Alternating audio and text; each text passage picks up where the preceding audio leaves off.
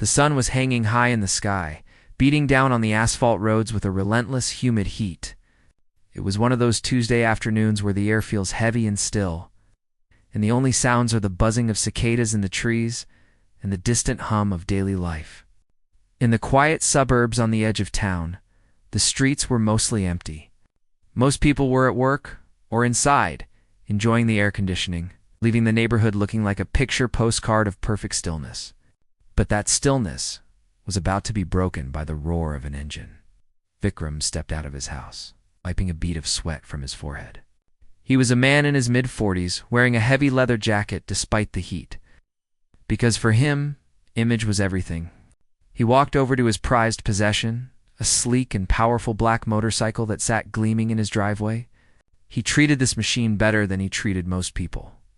It was polished to a mirror shine, the chrome sparkling in the sunlight. To Vikram, this bike wasn't just a way to get around. It was a symbol of his freedom and his power. He climbed onto the seat, put on his helmet, and revved the engine once. The loud burst of noise cut through the quiet air, startling a few birds in the nearby trees. He didn't care about the noise. He liked that it made people look. He kicked the bike into gear and sped off down the driveway. His plan was simple. Take the back roads that wound through the wooded areas near the town. These roads were tricky, with sharp turns and narrow lanes, but Vikram loved them. They made him feel like a pro.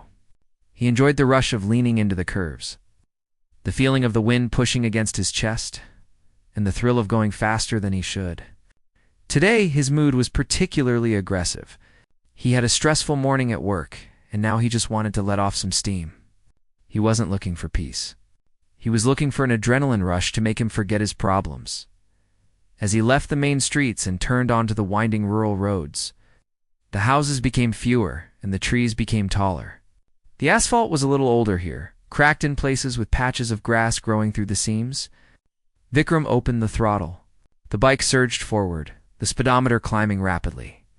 The world around him turned into a blur of green and gray.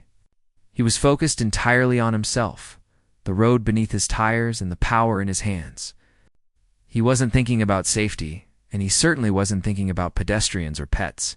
In his mind, the road belonged to him. Meanwhile, he was in a small farmhouse set back about 100 yards from the road. A large, friendly golden retriever named Bruno was having the time of his life.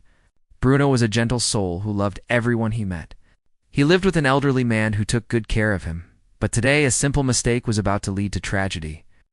The old man had stepped inside to answer a phone call, leaving the back gate unlatched for just a moment. Bruno, spotting a squirrel, or perhaps just curious about the smells coming from the road, pushed his nose through the gap. The gate swung open, and Bruno trotted out, tail wagging, thinking it was a grand adventure. He didn't understand the danger of the road. He only saw the wide open space and the interesting scents drifting on the wind.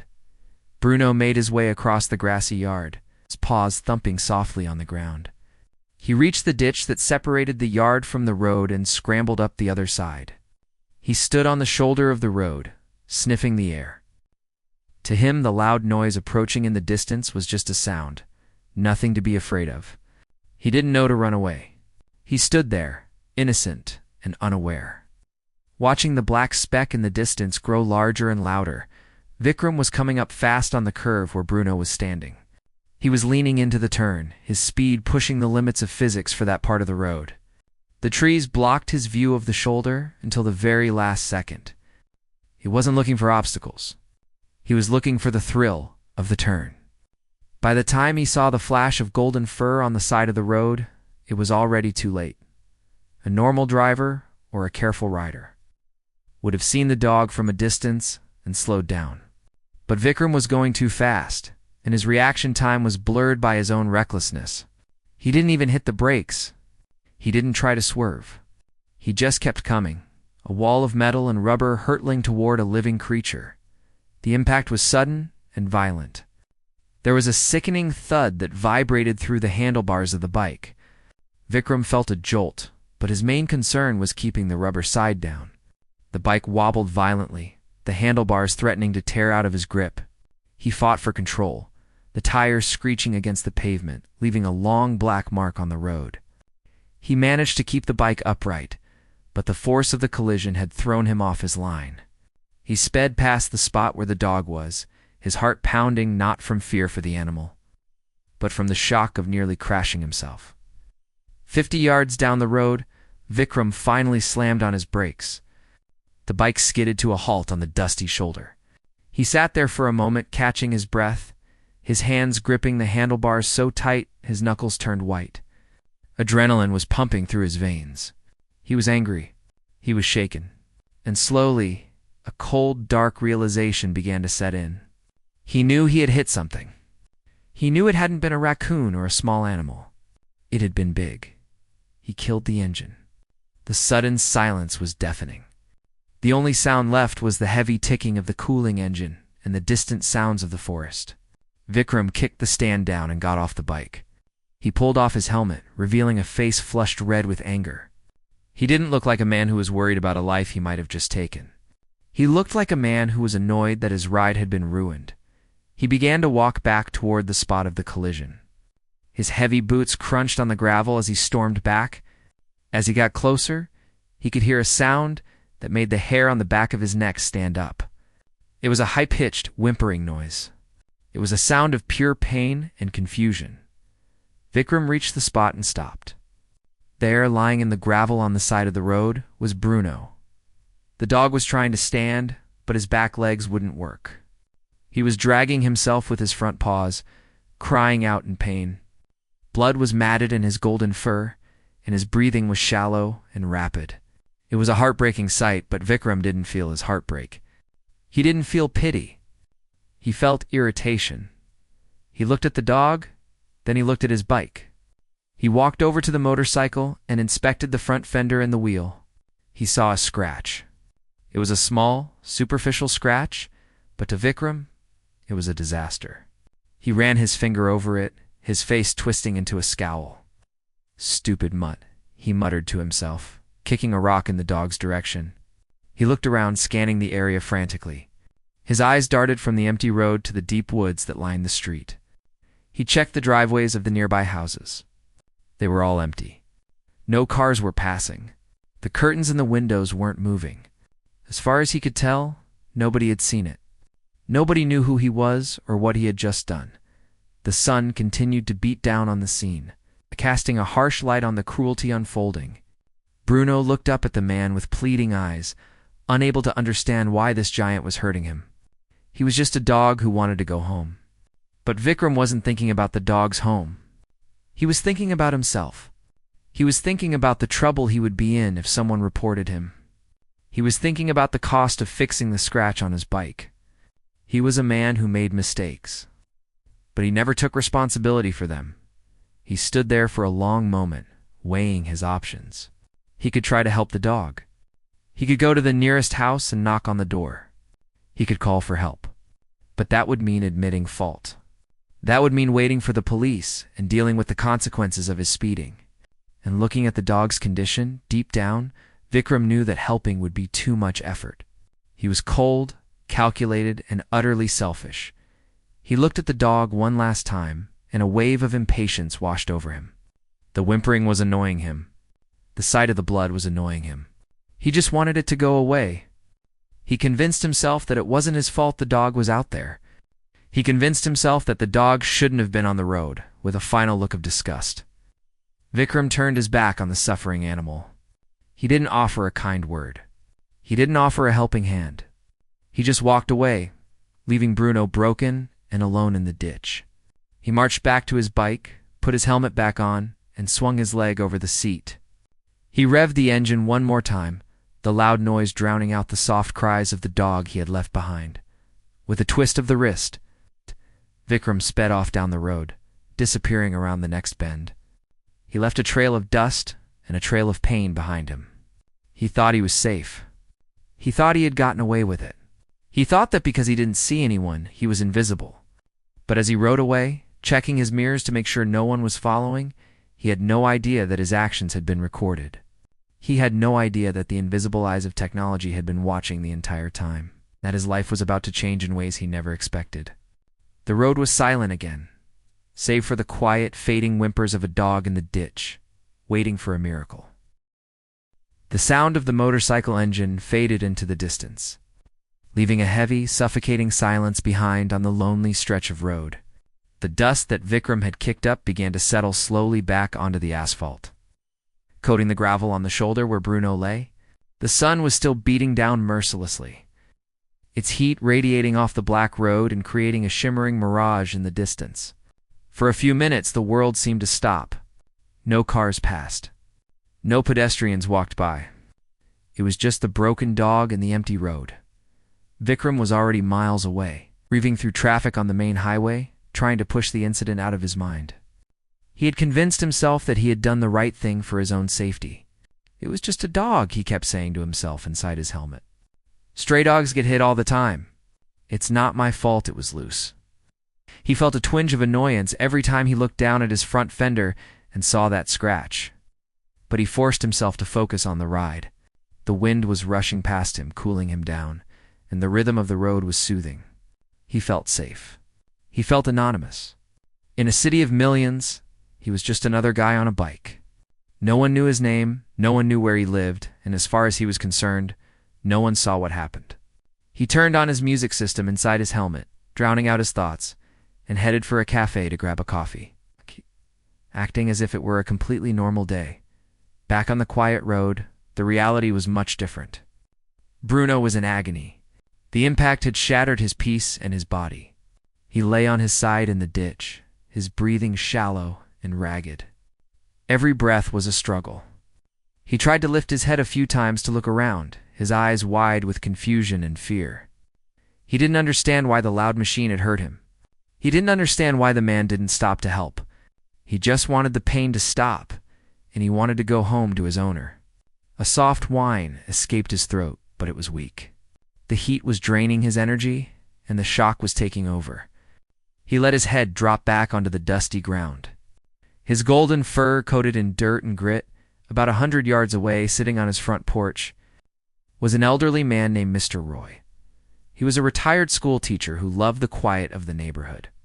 He was sitting in his rocking chair, sipping a glass of iced lemonade, reading a book. The house was set far back from the road, surrounded by large oak trees that provided plenty of shade. Usually Mr. Roy enjoyed the sound of the wind and the leaves, but today something felt off. He had heard the loud roar of the motorcycle speeding by. It was hard not to hear it.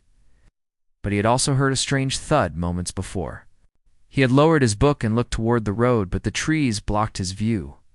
He waited to hear the bike stop, to hear a door open, or voices talking. But he heard nothing. Just the fading sound of the engine. Mr. Roy frowned.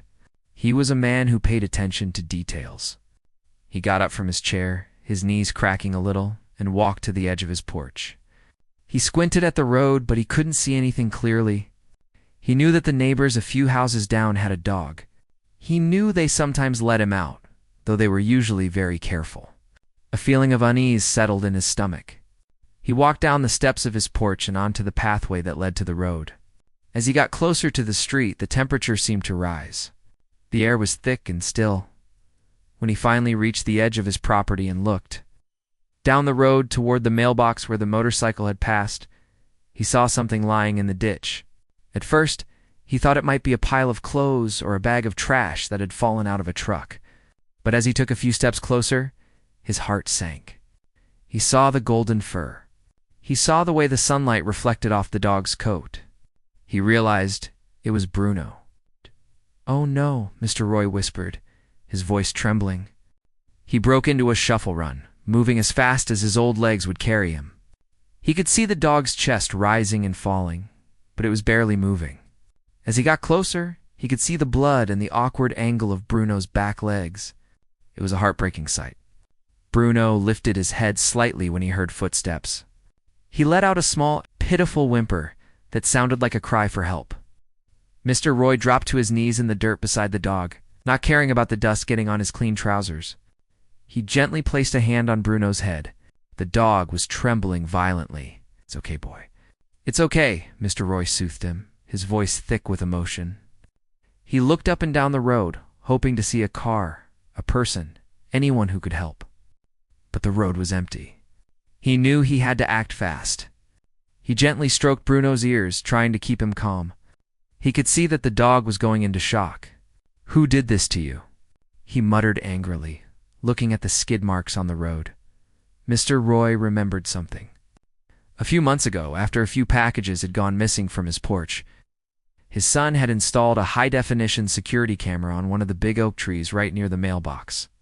The camera was positioned perfectly to capture the road and the area where Bruno was now lying. It was motion-activated. It sent alerts directly to Mr. Roy's phone. He pulled his smartphone out of his pocket with shaky hands. He opened the security app and tapped on the recent events list. Sure enough, there was a notification from just 5 minutes ago labeled "Motion Detected." He pressed play. The video feed filled his screen. It was crystal clear. He watched as the silence of the street was broken by the motorcycle speeding around the corner. He watched the tragic moment the dog darted out, or perhaps was standing there, and the bike slammed into him without even slowing down. Mr. Roy gasped as he watched the impact on the small screen. But what made him truly angry was what happened next. He saw the biker, Vikram, stop down the road. He saw him walk back to the scene. Mr. Roy leaned in closer to the screen, his heart pounding. He expected to see the man call for help or try to aid the injured animal. Instead, he watched in horror as the man looked at his bike, then looked at the dog, and kicked dirt at the suffering creature. He saw the man's body language. He wasn't checking on the dog. He was checking for scratches on his paint job. Then, he saw the man look around, checking to see if the coast was clear. Before getting back on his bike and speeding away, the video captured everything. The man's face, the distinct tattoo on his neck, the license plate of the motorcycle, and the sheer cruelty of his actions. Mr. Roy felt a wave of rage wash over him that he hadn't felt in years. He had seen many things in his life, but this level of selfishness was hard to comprehend. "You coward," Mr. Roy said aloud to the empty road, clutching his phone. He knew he couldn't just stand there. He had to get Bruno to a vet. He had to make sure this man didn't get away with it. He didn't want to move the dog too much in case of spinal injuries. But he couldn't leave him there in the boiling sun either, Mr. Roy took off his light linen jacket and laid it over Bruno to shield him from the direct sunlight. He ran back to his house, breathless, and grabbed his car keys and a thick blanket from the linen closet. He backed his old sedan out of the driveway and drove it as close to the ditch as he could, moving carefully and gently. He slid the blanket under Bruno. The dog cried out in pain once, a sound that broke Mr. Roy's heart, but then seemed to settle, trusting the kind hands that were now helping him. With a great deal of effort straining his back, Mr. Roy lifted the heavy dog and carried him to the back seat of his car. He laid Bruno down gently, keeping him on the blanket, and jumped into the driver's seat. Before he pulled away, dialed the local non-emergency police line. He knew they might be busy, but he had to report this. "Hello, police." "I need to report a hit and run," Mr. Roy said, his voice urgent and steady. "A man on a motorcycle hit a dog on Miller's Road. The dog is hurt bad." The man didn't stop. He just left. The dispatcher asked for details. "I have it on video," Mr. Roy said. "I have his license plate. I have his face. I am taking the dog to the emergency vet right now, but I will come to the station afterwards." He hung up the phone and put the car in gear. As he drove toward the veterinary clinic, constantly glancing back to check on Bruno, he made a promise to himself. He looked at the paused video on his phone screen one last time. He saw the biker's arrogant sneer. He thought about how easily this man could have done the right thing and simply chose not to. Mr. Roy wasn't a man who sought revenge, but he believed deeply in justice. He knew that in a world where people often turn a blind eye, he couldn't be one of them. He had the evidence, and he was going to make sure that the man who thought no one was watching realized just how wrong he was. The dog whimpered softly in the back seat, and Mr. Roy whispered, "Don't worry, buddy. We're going to get you help, and we're going to make this right." The car sped down the road, leaving the scene of the crime behind, but the truth of what happened had already been captured, preserved forever in a digital file, waiting to be shown to the world. Vikram might have felt free and clear miles away, drinking his coffee, but the net was already closing in around him.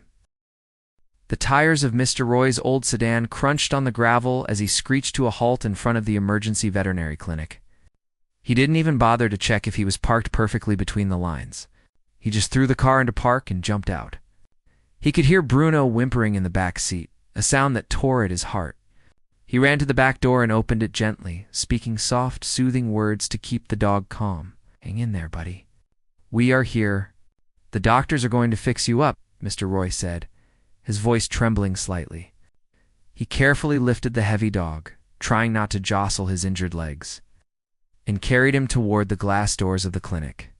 A young receptionist saw them coming and immediately buzzed the door open, signaling for help. Two technicians in blue scrubs rushed out with a gurney. They moved with professional efficiency, but handled Bruno with extreme care. "What happened here?" one of the technicians asked as they transferred the dog from Mr. Roy's arms to the soft cushion of the rolling table. "Hit and run," Mr. Roy said breathlessly, wiping sweat from his forehead. "A motorcycle hit him." The man didn't even stop. He felt a lump in his throat as he looked down at Bruno's face. The dog's eyes were half closed and he looked exhausted. "Please, help him. We will do everything we can," the technician said seriously as they wheeled Bruno rapidly through the double doors and into the back treatment area. Mr. Roy stood in the lobby for a moment, watching the doors swing shut. He felt suddenly empty and very tired. The adrenaline that had been fueling him was starting to wear off, leaving him with a heavy sadness. He walked over to the reception desk to fill out the paperwork. But since he wasn't the owner, he had little information to give. He explained the situation, gave his own contact details, and described where the dog lived while he sat in the waiting room. Staring blankly at a fish tank in the corner, his thoughts kept drifting back to the video on his phone. The image of the biker kicking at the dog and then calmly walking away made his blood boil every time he thought about it. He knew he couldn't just wait there. He had to take action. He pulled out his phone and stared at the screen again. The video was clear. It showed the biker's face, the bike's distinct features, and the license plate. It was undeniable proof. After about 20 minutes, a vet came out to speak to him. She looked sympathetic but serious. "He's stable for now," she said. "He has 2 broken hind legs and some internal bruising, but it looks like his organs are okay. We need to keep him under observation for the night, and we will need to do surgery tomorrow to pin his legs. He's a strong dog, and he's fighting. He's lucky you brought him in when you did. I'll be." Mr. Roy let out a long breath he didn't know he was holding. "Thank you," he said sincerely. "I'll be back later. I have to go to the police station now. The man who did this, I have proof." He left the clinic with a renewed sense of purpose. Bruno was going to survive, and now it was time to make sure the person responsible faced the consequences. He got back into his car and drove across town to the local police station. It was a large brick building that always felt imposing to him. But today, he walked inside with his head held high. The station was bustling with activity. Phones were ringing, officers were walking back and forth with files, and there was a low hum of conversation. Mr. Roy walked up to the front desk where a sergeant was sitting. The officer looked up, expecting a routine complaint. "Excuse me, officer," Mr. Roy said, his voice firm. "I need to report a serious incident. It's a hit and run involving an animal, but the driver fled the scene, and I have video evidence." The sergeant looked at the elderly man, noting the urgency in his tone. "All right, sir. Have a seat over there, and I'll send an officer out to take your statement." Mr. Roy sat down on a hard wooden bench. He didn't have to wait long. A young officer walked up to him holding a notepad. He introduced himself as Officer Sharma and sat down next to Mr. Roy. "Tell me what happened," Officer Sharma said. Mr. Roy recounted the story, sparing no detail. He told him about the loud motorcycle, the sickening thud, and how he found the dog suffering in the ditch. Then he took out his phone. "Officer, you need to see this. It's not just an accident. It's cruel." He played the video. Officer Sharma leaned in close, his eyes narrowing as he watched the small screen. The video was high quality, the colors bright. When the part came where the biker examined his bike and kicked dirt at the dog, Officer Sharma's jaw tightened. He let out a sharp sigh of disgust through his nose. He watched the biker look around furtively and then speed away. When the video ended, he looked at Mr. Roy with a mix of shock and determination. "Sir, this is excellent footage. Unfortunately for him," Officer Sharma said, his voice low, "this changes things from a simple traffic accident to a criminal case. This is hit and run and potentially animal cruelty." He paused the video on the frame where the biker was facing the camera, his face clear as day. "Can I send this to my phone?" "Of course," Mr. Roy said. "I want him found." Officer Sharma quickly sent the file to his own device and then stood up. "Do you have the license plate number written down?" "I wrote it down as soon as I watched the video," Mr. Roy said, handing over a small scrap of paper he had torn from his receipt book. Officer Sharma took the paper and walked back to his desk. He typed the license plate number into his computer. The database took a few seconds to search, and then a profile popped up on the screen. The name registered to the bike was Vikram. The address was in a residential neighborhood about 20 minutes away. Officer Sharma stared at the screen for a moment. He picked up his radio receiver. "Dispatch, this is Unit 4. I need a run on a vehicle registered to a Vikram at address. I need to check for any prior warrants or flags." The radio crackled back. "Copy that, Unit 4. Subject has a clean record. Just a few speeding tickets in the past." Officer Sharma put the radio down. He didn't want to just arrest the guy immediately. He wanted to build a solid case. He forwarded the video to his supervisor, the note requesting an arrest warrant for leaving the scene of an accident and animal cruelty. He also knew that in cases like this, the public could be a huge help. He looked at Mr. Roy, who was still sitting on the bench, looking anxious. "We found him," Officer Sharma said, walking back over. "We have his name and address. We are going to move forward with charges.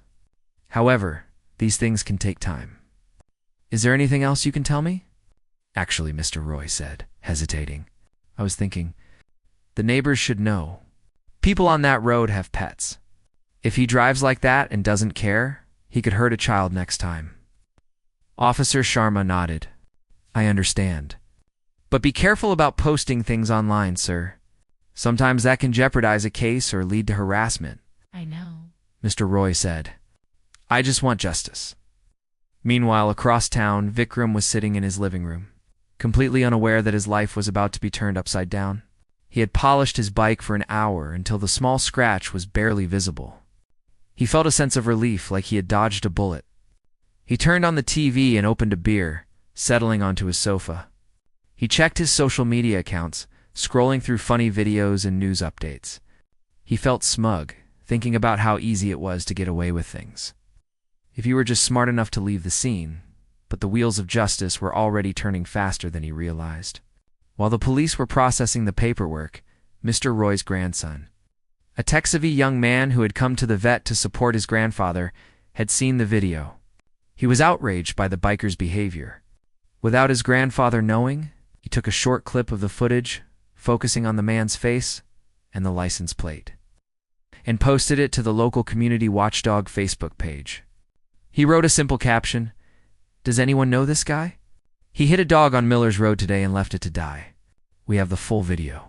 Within minutes, the post began to blow up. The algorithms of the internet took over. The video was shocking, the kind of content that makes people stop scrolling and start commenting. People were angry. "I can't believe anyone would do this. That poor dog.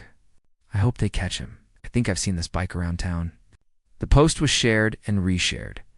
It moved from the community page to the city's main rant and rave page, and then to local news tip lines. The comments section filled up with hundreds of messages. Someone recognized the distinctive tattoo on the biker's neck. Someone else recognized the make and model of the bike. By the time Vikram had finished his first beer, his face was becoming famous in his own city. But not in the way he would have wanted. Vikram's phone started to buzz on the coffee table.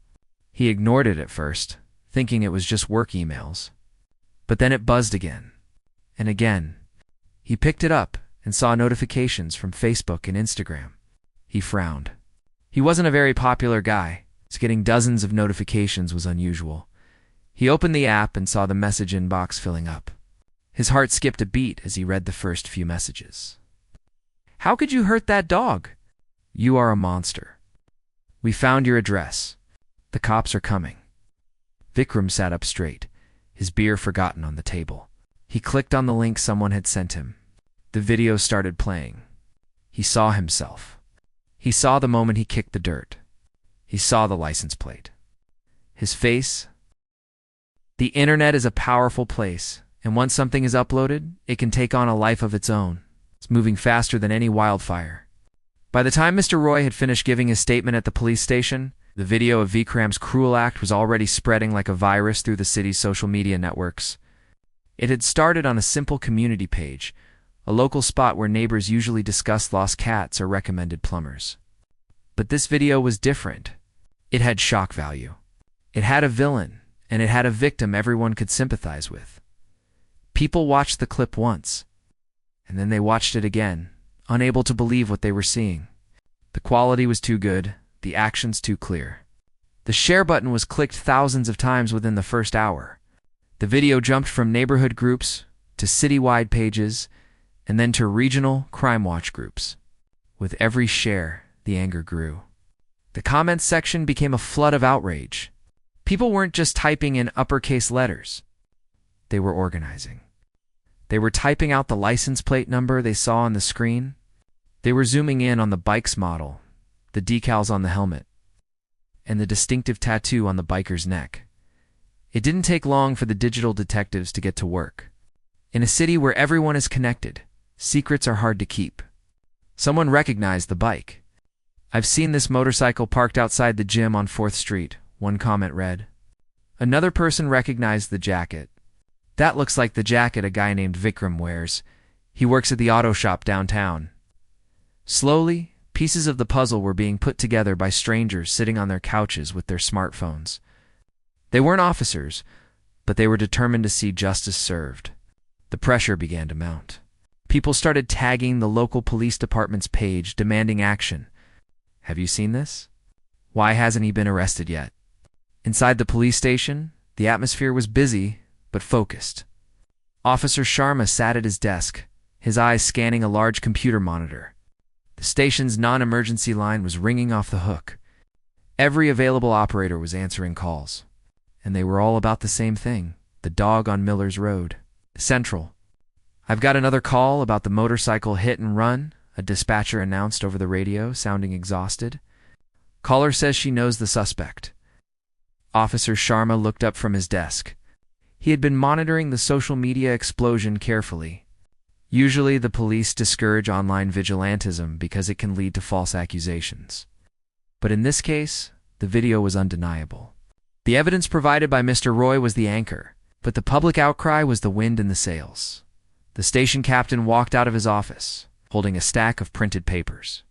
"All right, team, listen up," he said, his voice commanding attention across the room. "This video has gone viral. The mayor's office is already getting calls. We need to get ahead of this before people start taking matters into their own hands. Officer Sharma, you have the lead on this." "What do we have?" Officer Sharma stood up. "We have the plate number, sir. It matches a black Harley-Davidson registered to a Vikram. We have the video evidence which clearly shows his face, the impact and him fleeing the scene. We also have the vet report confirming the dog's injuries are consistent with a vehicle strike. I've also been getting screenshots from the public identifying his workplace and his home address. The intelligence is solid." The captain nodded grimly. "Good. I don't want a mob scene. Let's do this by the book. Get a unit to his residence. Let's bring him in for questioning." Back at his house, the sun had gone down, and the sky was a dark, cloudy gray. Vikram was pacing around his living room like a caged animal. The lights were off, and he had drawn the curtains tight, paranoid that every car driving past was looking for him. His phone, which he usually loved, was now his worst enemy. It buzzed incessantly with notifications. He had turned off the ringer, but the vibration against the coffee table sounded like a jackhammer in the silent room. He sat down on the sofa and put his head in his hands. How had this happened? He had been so careful. He had looked both ways. He had checked to see if anyone was watching. He thought he was safe in the anonymity of the big city. But he hadn't counted on the old man with the camera. He hadn't counted on the internet. He picked up the phone and stared at the screen. The video was everywhere. on Facebook, on Twitter, even on TikTok. The comments were vicious. People were calling him a monster, a coward, and worse. Someone had found his Instagram account and was tagging him in hundreds of posts. He tried to delete his accounts, but it was like trying to bail water out of a sinking ship with a teaspoon. The screenshots were already copied. "They know where I live," he whispered to the empty room. He read a comment that gave him chills. "I know this guy. He lives in the brick house on Oak Street." Felt trapped. He considered running. He could pack a bag, get on the bike, and just drive. But where would he go? The police had his license plate. The whole world knew his face. There was nowhere to hide. The sound of a distant siren made him jump. He peeked through a small gap in the curtains. It was just an ambulance speeding down a main street a few blocks away, but Vikram's heart was hammering against his ribs. He felt the walls closing in. He sat back down, his legs shaking nervously. He tried to tell himself that maybe the police wouldn't care. Maybe it was just a dog. Maybe it wasn't a big crime. But deep down, he knew it was. He had fled the scene. And the video showed his cruelty.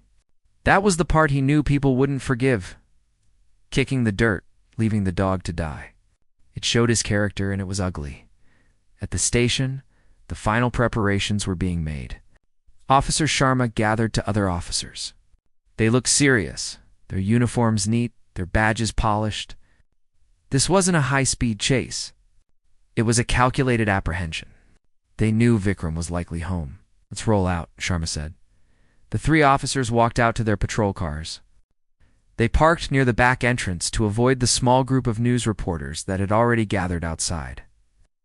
The front of the building, the reporters had caught wind of the viral video and smelled a story. They were setting up cameras and microphones, waiting for a statement. But the police slipped out the back, turning on their lights, but keeping the sirens off. They drove through the dark city streets, weaving through traffic. Heading toward Vikram's neighborhood, the drive didn't take long. They pulled onto the quiet residential street where Vikram lived. It was a nice area, with manicured lawns and expensive cars in the driveways. Vikram's house was near the end of the cul-de-sac.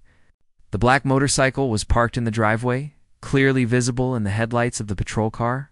It matched the description perfectly.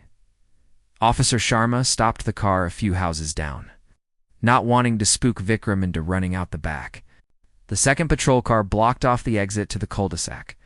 They radioed dispatch to confirm they were in position. Unit 4, on scene at the suspect's residence. Vehicle is in the driveway. Approaching the house now. Inside the house, Vikram had turned on the TV, trying to drown out his thoughts with the noise of a late-night talk show. Suddenly, he saw blue and red lights flickering against the wall of his living room, reflecting from the front window. His stomach dropped. He stood up slowly. It wasn't just one car. He could hear the distinct hum of multiple engines outside. He walked to the window again, his hand shaking. He saw the patrol cars. He saw the officers getting out, their hands resting on their belts. It wasn't a hallucination. It was real. The digital dragnet had done its job. The angry voices on the internet had pushed the police to his door. Now his attempt to run away from his responsibility was over. He thought about barricading the door. He thought about pretending he wasn't home. But he knew that wouldn't work. They knew he was there. His bike was outside. He felt a strange sense of relief mixed with his terror. The waiting was over. The hiding was over. A loud, firm knock echoed through the quiet house. "Police, open up." The voice was amplified, commanding and loud. Vikram took a deep breath. He looked around his living room one last time at the life he had built that was now crumbling around him. He walked to the front door, his legs feeling heavy, like lead weights. He unlocked the deadbolt. His hand hesitated on the doorknob for just a second, bracing himself for the confrontation. As he opened the door, he was greeted by the blinding glare of a flashlight and the stern faces of the officers. The neighborhood, once so quiet, was now wide awake. Lights were flicking on in the neighbors' windows. Curious faces were peeking out from behind blinds. The secret was out. The biker who thought no one was watching was now the center of attention, and there was nowhere left to run. The blue and red lights from the patrol cars swirled against the brick facade of Vikram's house, painting the front lawn in an eerie, flashing glow. When Vikram opened the front door, the cool night air hit his face. But it did nothing to cool the hot flush of panic rising in his chest. Standing on his porch were 3 officers, their expressions unreadable in the harsh glare of the flashlight beams. The quiet respectability of the neighborhood had been shattered, and it was entirely his fault. Officer Sharma stepped forward, his boots heavy on the concrete steps. He didn't shout, but his voice carried a weight that made Vikram shrink back. "Vikram?" Officer Sharma asked, though it was clearly a statement, not a question. "Yes." Vikram stammered, his hand gripping the doorknob so tightly his knuckles turned white. He tried to maintain a facade of confusion, raising his eyebrows as if he were just an innocent man disturbed by noise. "Is there a problem, officers? Did my alarm go off?" "We have a warrant for your arrest," Officer Sharma said, cutting through the act. He held up a piece of paper, but he didn't need to. The certainty in his eyes was enough. "You are under arrest for leaving the scene of an injury accident, reckless driving, and aggravated animal cruelty." Vikram felt the blood drain from his face. His mouth went dry. He opened his mouth to speak, to deny it, to make up an excuse about the bike being stolen or him being out of town, but the words died in his throat. Behind the officers, he could see his neighbors. Curtains were pulled back, faces pressed against glass. A few people had even stepped onto their porches to watch. He saw Mrs. Gupta from next door shaking her head in disappointment. He saw the teenage boy who usually admired his bike, now looking at him with disgust. The social death he feared was happening in real time. "Turn around and place your hands behind your back," Officer Sharma commanded. Vikram turned slowly. As he felt the cold steel of the handcuffs click onto his wrists, a wave of humiliation washed over him that was far worse than any adrenaline rush he had ever felt on the road. He wasn't a tough biker anymore. He was a criminal. He was a man who hurt a dog and ran away. As they led him toward the patrol car, Officer Sharma paused, holding a tablet screen up to Vikram's face. It was paused on the video from Mr. Roy's camera. It showed Vikram's face, clear as day, kicking dirt at the injured dog. "We don't need you to confess," Officer Sharma said quietly, close to Vikram's ear. "The world already saw what you did. We just needed to bring you in to make it official." They put him in the back seat of the car. The plastic seat was uncomfortable. The cage between him and the front seats made him feel like an animal, a role reversal that was not lost on him. As the car pulled away from the curb, Vikram slumped down in the seat, hiding his face from the neighbors who were still watching. He knew this wasn't just going to go away with a fine. The next few weeks were a blur of legal processes and public shame. The video didn't just disappear after his arrest. It continued to circulate. Local news stations picked up the story. The headline, "Heartless Biker Caught on Camera," was plastered on TVs in diners and bars all over the city. Vikram lost his job at the auto repair shop because the owner didn't want the negative attention. His biker friends, the ones he thought were so loyal, stopped calling. No one wanted to be associated with the man who kicked a dying dog. When the court date finally arrived, the courtroom was packed. It wasn't just family. It was animal rights activists, neighbors, curious members of the public. Mr. Roy was there, sitting quietly in the front row, dressed in a respectful suit. He looked tired, but determined. The trial was short. The evidence was overwhelming. There was no lawyer good enough to argue against video evidence that showed Vikram's blatant disregard for life.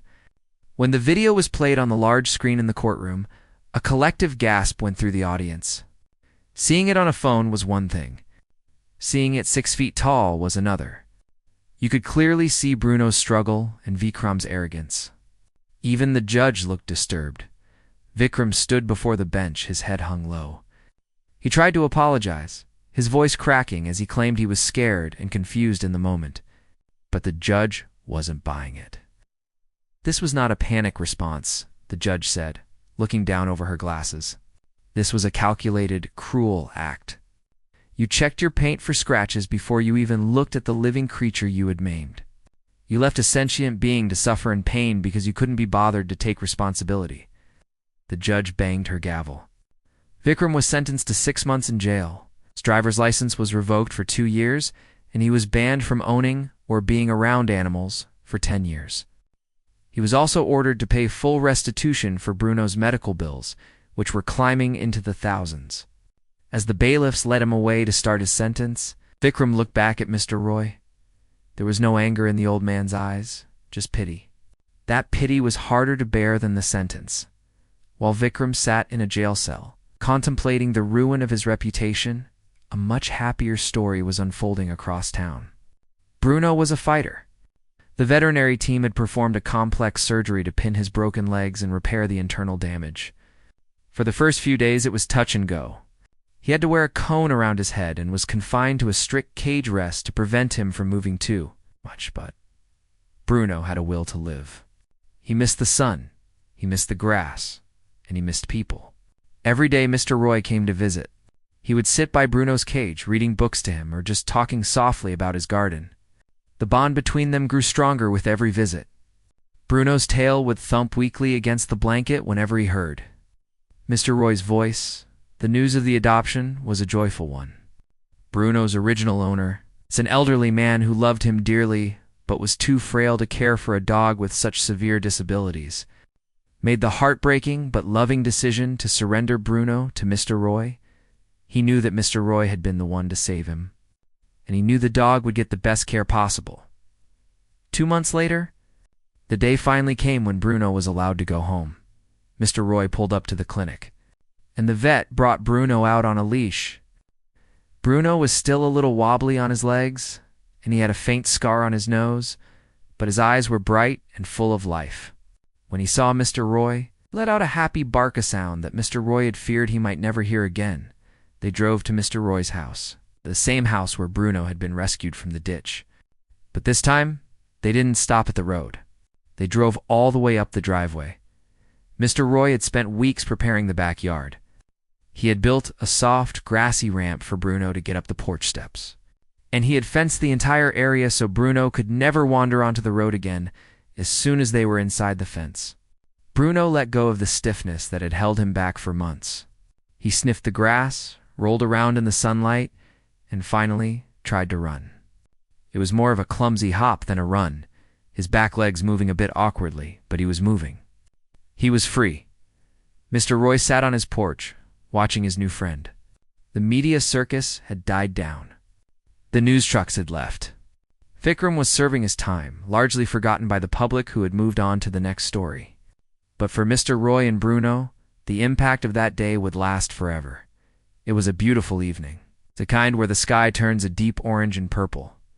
Mr. Roy poured himself a cup of tea and whistled. Bruno came limping up the ramp, his tail wagging furiously, and settled his head on Mr. Roy's knee. The dog looked up at him with eyes that seemed to understand he was safe. "It's okay now, buddy," Mr. Roy whispered, scratching Bruno behind the ears. "You're home, and I promise I'll always be watching over you." The story could have been a tragedy. It could have been a story about how cruelty wins and how the bad guys get away. But because of one camera, one kind old man, and a community that refused to stay silent, justice had been served. The biker had been wrong to think no one was watching. And in the end, the dog who was left behind got the second chance he deserved. The sun set over the quiet street, finally at peace, knowing that the darkness had been driven away by the light of the truth.